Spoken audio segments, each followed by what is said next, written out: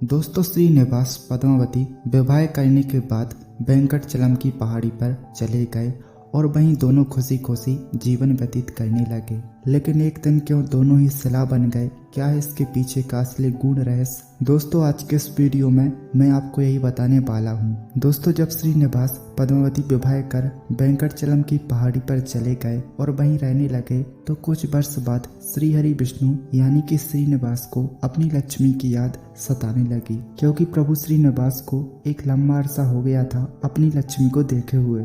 एक दिन महर्षि नारद माता लक्ष्मी को बताते हैं कि श्रीहरि धरती लोक पर आपके विरह में नित्य आपको याद कर रहे हैं। यहाँ माता लक्ष्मी को भी अपने प्रभु श्रीहरि विष्णु का विरह सताए जा रहा था।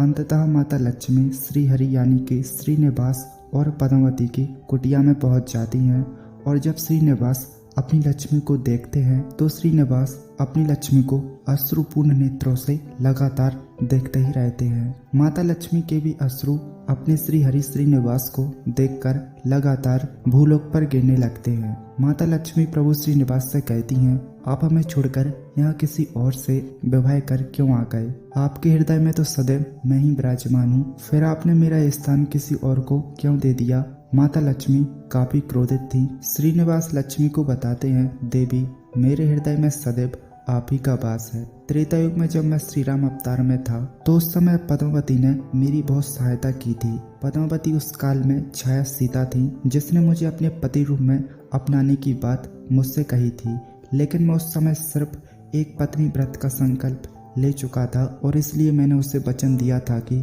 कलयुग में तुम मेरी अर्धांगिनी अवश्य बनोगी। यही कारण है कि छाया सीता आज पद्मावती है और मैंने उसे अपनी अर्धांगिनी बनाया। अब माता लक्ष्मी शांत हो जाती हैं और प्रभु श्रीनिवास के गले मिलती हैं, लेकिन तभी पद्मावती वहां आ जाती हैं और वह कहती हैं, देवी, आप इनसे दूर रहिए, मैं आपको इन्हें बैकुंठ नहीं ले जाने दूंगी। इस जन्म में ये मेरे हैं। श्रीनिवास मन ही मन बहुत दुखी हुए कि यह मेरी ही वजह से हो रहा है और तभी वह एक सलाह में परिवर्तित होने लगे। माता लक्ष्मी और पद्मावती श्रीहरि श्रीनिवास को सलाह में परिवर्तित हुआ देख चौंक जाती हैं। अब धरती लोक पर लक्ष्मी और पद्मावती का कोई नहीं था। श्रीनिवास तो सलाह बन चुके थे, तब माता लक्ष्मी और पद्मावती भी सलाह बन जाती हैं। दोस्तों, आज भी यह सलाह तिरुपति बालाजी मंदिर में विराजमान है।